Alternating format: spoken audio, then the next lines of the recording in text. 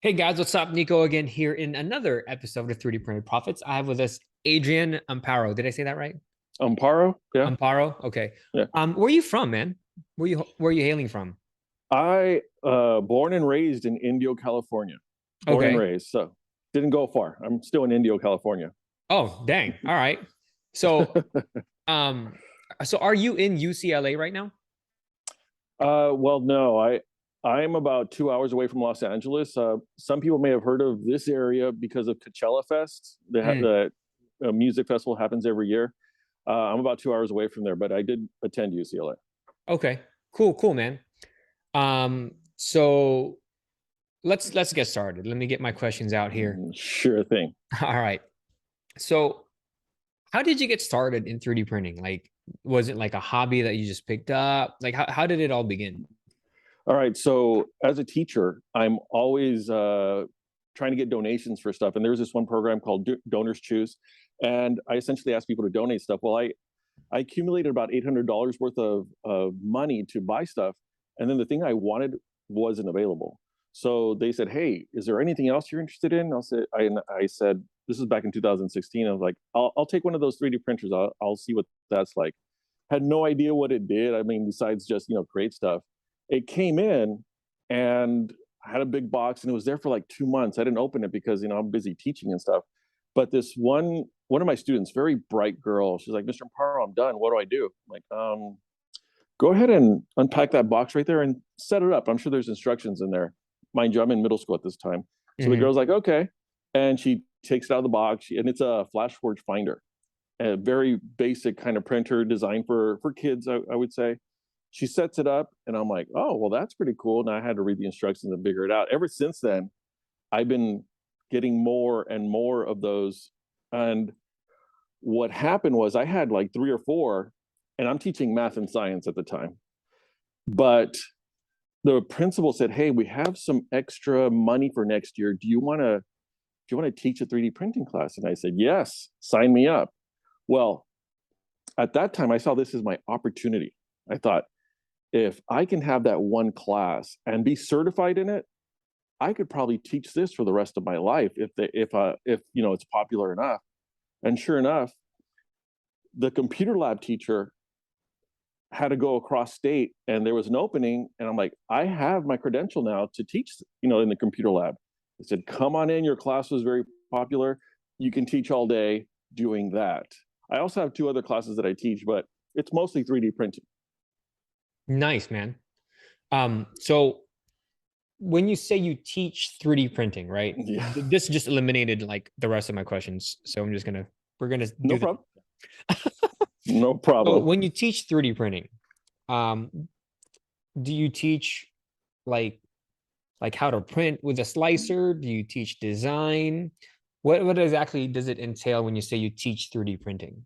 Okay, so let me tell you what it should look like, because my credential is a CTE, which essentially is a career and technical education program. So I should be teaching kids stuff that they can use in the real world to get jobs, or do something that they can bring in money. So it's awesome. The idea that I can Yeah. do that, it's amazing. But I'm glad I have that. So it should look like the entire aspect of 3D printing, from design to slicing, settings, and how to work with the 3D printer.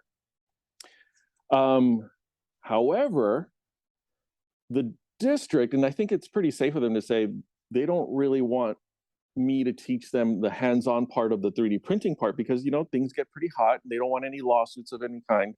So I teach them the parts of the printer, but I we don't really go as hands-on as we should, because you got to teach the kids how to change filament, how to fix the parts that go wrong.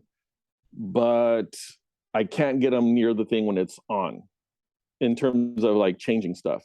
However, for the most part, when I first started doing this, we were focused on design, and that's the majority of what we do. But eventually, we'll get into more of the career aspect of it, because that part's really fun. And I can't believe I didn't really address it last year. I spent a week maybe talking about the different aspects of careers and jobs.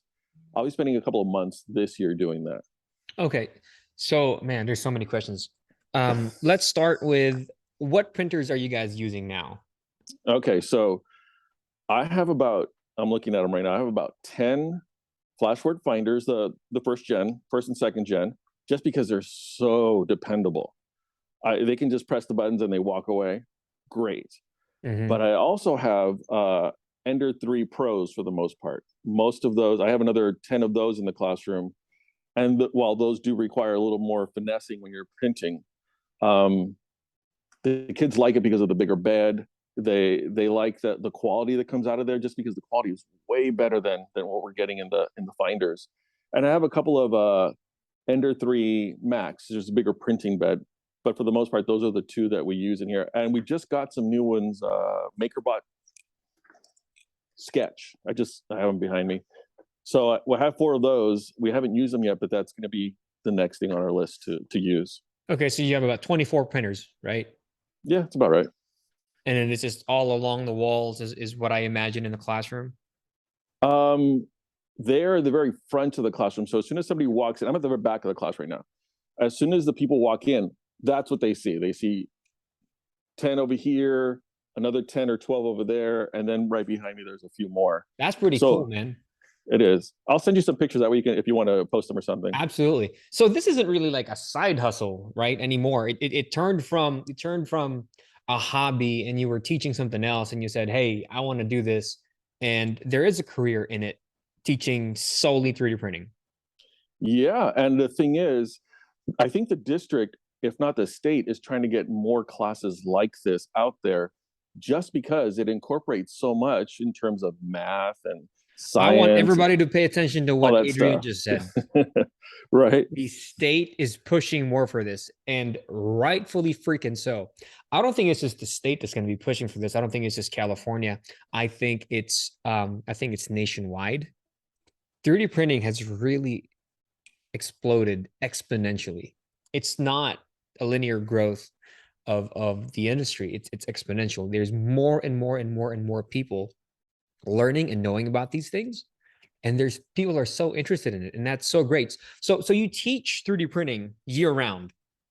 Well, I have the summer off like normal, but yeah, year round. Right. No, I mean, that's so for the whole school year, right? Yeah. You're dedicated 3D printing, and you said you teach in a middle school.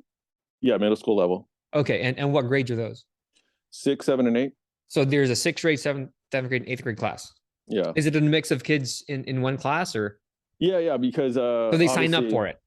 yeah, they sign up for it, and it really based on their schedule. So it's not like a 7th grade class and 8th grade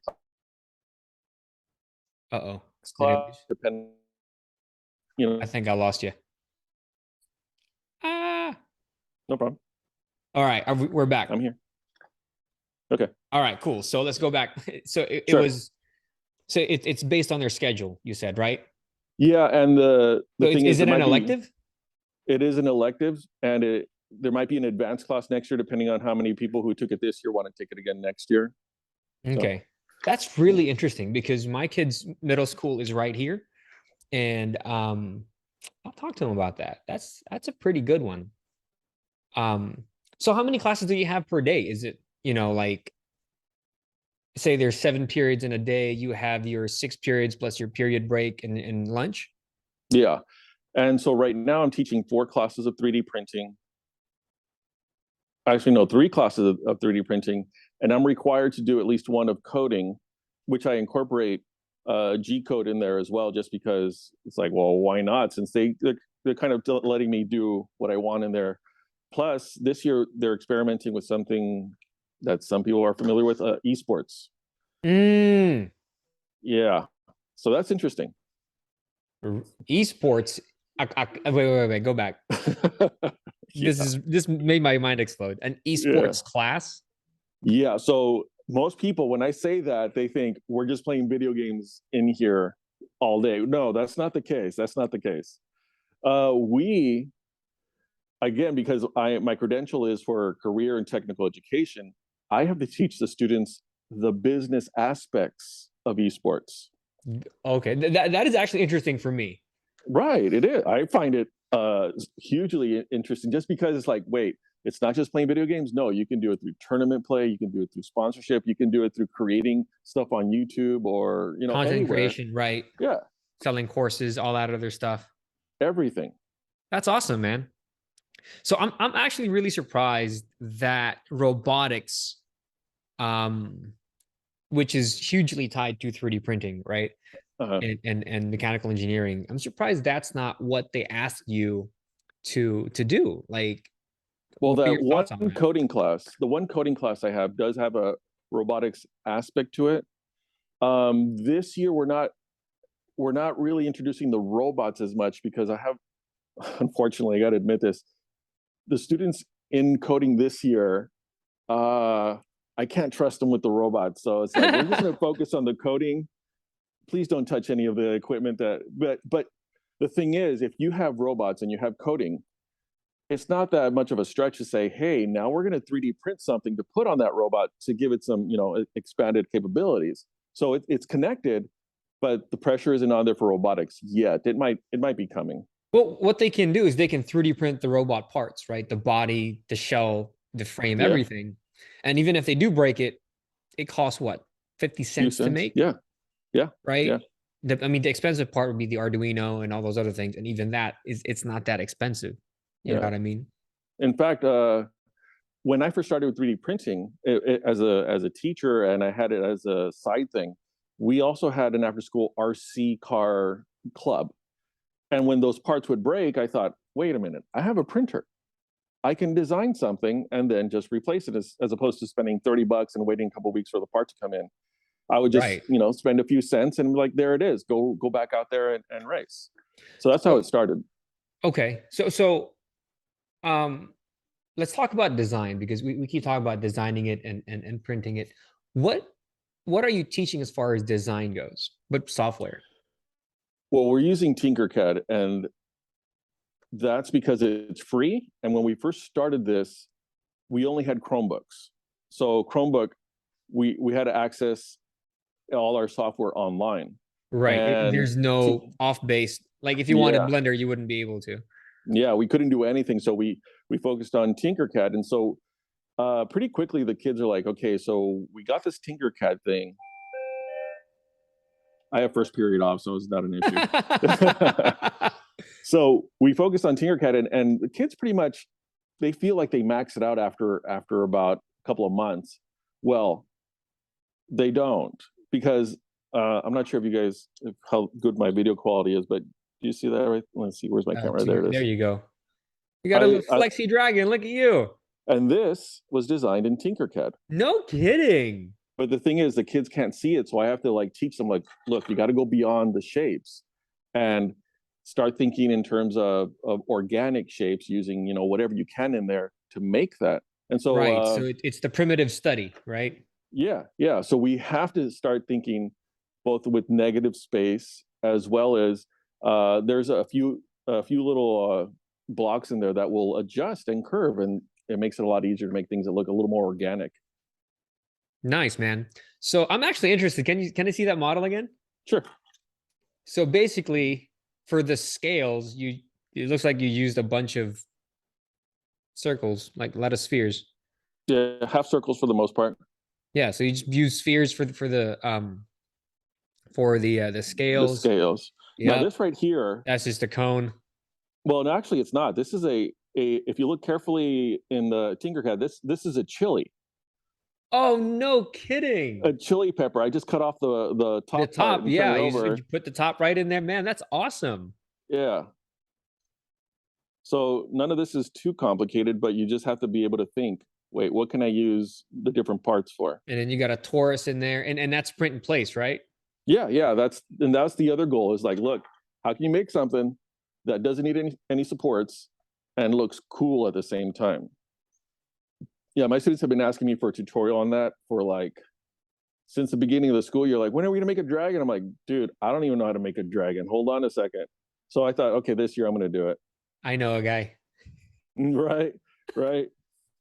But I use Blender. I don't use Tinkercad. I use Mm, Blender, which we just established the kids can't use. Man, this is really really exciting. mm. So what are your plans to expand this? Like how else can you take this to the next level? Okay, I'm going in two different directions here. One is both the high school, which is right next door to us, does not have a 3D printing program of any sort. What? So, Dude, so you think they'd have one before you nothing. guys did? Well, here's the thing. I bought most of these printers. Oh, these are yours. Yeah, except for the new MakerBots and one of the Ender 3 Max. They're mine. Now, how is that possible? Let's talk about that because that sounds like an interesting topic. It is. I I bought I got donated through Donors Choose a finder. After that, I would go on eBay and find broken ones, and then I would fix them. Sometimes I'd get them for like $20. And the only thing wrong was there was a little sensor that was off, and I'd replace it for $10, and then it's fine. Other times I'd find some for like, 20, $30, and I'd get it, and I'd find the files that were printed before, and the person who used it before me didn't learn how to use supports, and so all their prints would just fail. You're joking. No, it's happened at least twice where I'm like, oh, here's a brand new looking printer. Let's see what's wrong with it. Nothing. They just didn't know how to print. Wow. Yeah, that happens a lot. And there's a few websites where I'll go where people have broken printers, and I'm like, well, I'll take that one. That looks like something I can fix. Well, the Ender 3 Pros are another deal. I have a lot of friends. I'm like, hey guys, Micro Center, $100. Here's the coupon. Help me out here. And I had a lot of friends that went to Micro Center and be like, hey, I have this new coupon or a coupon for Ender 3 Pro for $100. If you're a new customer. And so they all went in there. They helped me out. That was very helpful. But the thing is, how much, like, I've got a great job. You and do. And that sounds like a lot of fun. It is. I mean, it's enjoyable to come to class, but how much would you be willing to pay in terms of printers to have this? And I kept thinking, if I have enough printers, it would be really enjoyable, because the first time I tried to do this class with like 100 and that was actually 200 students, I only had like 4 printers. The math does not work. No, it 4 doesn't. printers, that many students. So I'm like, now at 24, it seems reasonable. All right. So you bought the machines. And luckily, since last year, the school's been more aware of how popular the class is, and now they're willing to provide a lot more. They purchased over $1,000 in filament. I was like, yes, more of that, please. And I think we're running out. So they've been very supportive. The district's been very supportive. Awesome, man. So as far as, so what are the kids printing? So I see that you guys are printing flexies. What else are you guys printing? Well, most students will just follow my tutorials I have on YouTube, and they kind of start at the basic level, and they're allowed to print 2 things that they follow on my tutorials, or things that they design on their own. I do not let them print anything that they download, because otherwise the class will just turn into, hey, let's see what we can find on Thingiverse or wherever and print. So that's my rule in the class. You have to design it in order to print. So I have kids that do a lot of Pokemon designs on their own when they're done, any kind of anime character that they can create. And, tell you the truth, there's this one, I think she's a 7th grade student, 7th or 8th.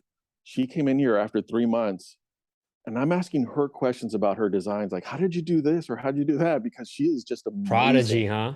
She is amazing. And the thing is, this girl is great at soccer, straight A student, but she never knew she was good at designing until she came into this class. So now she has one more thing to consider in terms of her career, because she is just amazing at this. That's so awesome, man. That gave me goosebumps. I love stories like that. That's incredible. Thank you. So how much are we talking about the business again, right? Yeah. As far as income wise, I'm sure everybody's been waiting for this question. Like how much are we? Yeah, they're like, Nico, get to the point. Right. How much are we talking about as far as income wise, if they're looking to also teach in 3D printing? All right. So here's the thing. Because I'm a teacher, my pay is set based on two aspects: how many years I've been teaching and how much education I have. It doesn't matter what subject I teach. I could be a kindergarten teacher or a physics teacher in high school, but my pay is set. Mm-hmm. So based on that, and every district has a different pay scale. I get paid $10,000 a month. Now, that seems like a lot, and it actually is. It's kind of little. I'm a little embarrassed to say how much I make, but here's the thing. Well, it's nice right now. In fact, right now it's winter, and I'm wearing a shirt here in Indio with no Mhm. problem. It's also about 120 degrees at time during the summer. Yeah, So dude, Sacramento gets hot. Boy, it gets yeah, hot. so they have to pay teachers a certain amount of money to put up with the heat during the summer. Otherwise, you're not getting teachers over here. So in California, in Desert Sands, that's the max pay for. I've been teaching 24 years. Okay, that was my next question. Like Yeah. that's you look young, 24 years. Jeez. Well, I don't get out. I'm in this room all the time. So what am I doing? Right. But the thing is, I was teaching elementary for 16 years. And then I went to middle school. And after middle school is when I started doing this 3D printing stuff. Dude, that's so awesome, man. So do you Yeah. plan on doing an after school program at the high school where they they pay for this? It's like a year round, right? Like it's after the middle school, you go straight to the high school for an hour uh, for the whole school year, right? You offer it to all the high schoolers, and you're only going to take, say, 40 seats, which is a lot, right. right? You take 40 seats at shit, I don't know, 150 bucks a month, 100 bucks a month. Well, that's not how it works with teacher stuff. But the thing is, I'm already doing before and after school. Mm. Our school starts at 8:30. So I'm here at 7 o'clock with the class beforehand, just because we received a grant from the state saying, hey, if you can get kids in there to help parents go to work and you can bring in kids, we'll give you some extra money, which is why my classroom, if you can show the pictures, there's gaming chairs in here, there's new computers in here. Well, we use that money to get kids in here at 7 o'clock in the morning. But after If I school, had that kind of stuff when I was in school, boy, yeah, I'd be there at 6:30. yeah, yeah. And the thing is, there are some kids here. And after school, I'm here for another program to help kids stay in school while their parents are still at work. And so I am here at least 2 hours, 1 hour before and 1 hour after. But what I'm trying to do, like I was saying earlier, I'm trying to take it in two different directions. I am going to elementary schools and say, hey, who here is interested in 3D printing so I can help you with your program here? And I want to find someone at the high school level to do the same thing and say, hey, look, you can start this and it's actually really cool. And perhaps you can even have your teaching job as a 3D printing teacher if you do this, well enough. But I haven't found anybody at the high school. I have talked to about 3 or 4 at the elementaries that are around here to help them with their program. So I want to expand this so it's like, okay, from elementary through high school, you have the option to 3D print stuff and learn more. But I've also found that I'm communicating with teachers all the time that are doing 3D printing, and none of them, not even me, we don't have a curriculum. We don't have So you have anything to that make it says. yourself. So that's what I'm working on this year. I'm trying to create some sort of curriculum to be like, oh look, here's everything you need to know, and at the same time, here's some questions that you need to ask yourself as a teacher. Am I comfortable doing this, or here's some resources over here so that you can teach this aspect of it. So I'm trying to do all that for other teachers that need it, because there's a lot of teachers throughout the country that are like, hey, what do you have? And I'm like, well, this is all I have right now, but I can make more. Gotcha. Okay. Yeah. Interesting. Cool, man. Thank So, you. that's it for all my questions, man. Is there anything you want to tell everyone about possibly teaching and who's interested in becoming an instructor, whether they start an after school program or getting in their teaching credentials in 3D printing? Like, is there anything you want to impart, any knowledge, any wisdom? Well, the thing is, if you're going to be a teacher, you got to do some research, because the pay that I get is not offered everywhere. I know teachers that will max out at 60,000. I know teachers that live in the poor area of towns because they can't afford to live, in the middle class or rich areas, because the pay is just that low. So you got to do some research at the district to find out how much does this district pay, because it varies wildly. So that's my number one suggestion. Do some research first, And the credential in California to teach 3D printing is called the CTE credential, Career and Technical Education. And essentially, that credential allows you to teach anything that it's geared towards a career, it's hands-on, and you can teach it in the classroom. Like, for example, if our school decided, hey, we want to teach small engines, technically, I would be the teacher to be doing that because it fits the criteria. Now, mind you, I have no idea about small engines, but I'd be the one they'd be calling because I'd have the credential for it. Does that make sense? Yes. So do you need a bachelor's to get your CTE? Well, to be a teacher, you need a bachelor's. That's the minimum. Okay. And then you can get your CTE above that. Gotcha. So you need a bachelor's degree. And can they get their CTE online, or how does that work? Okay, so you can take classes online to get it, or you can just take the test. I decided just to take the test because I'm familiar enough with what they were going to ask me, because there was a lot of questions about technical stuff and mechanical stuff. And I'm like, okay, I studied, but I just took the test. There was 2 of them, cost about, I don't know, $600 for both tests. And I passed it. And I was like, okay, That's now that's I'm a pretty qualified. significant investment. It is. But if you look through the questions because they have some release questions on the state website, if you have an understanding for it, it's just a matter of taking the test. But yeah, research, because while this is a cool setup, you don't fall into it accidentally. You have to actually be like, okay, It's very intentional. you have to, because you don't get this at other districts. You have to do some research on that. My son actually wants to do this. He wants to take my job. He's in college right now, and he's like, okay, Dad, what do I do to get over there? I'm like, oh, let me plan it out for you. This is what you can do, and then I'll retire and you can take it over. Dude, that is so cool, man. I have Yeah. a son, and he's starting his design stuff, and there's something about your son taking over what you've built. Right. Something about that, man. Yeah. Cool. Adrian, dude, thank you so much for being here. Thank you for taking time. I know it's first period where you are, so bro, thank you so much. Oh, thank you. All right, man. I'll catch you later, you guys. Peace out. Bye.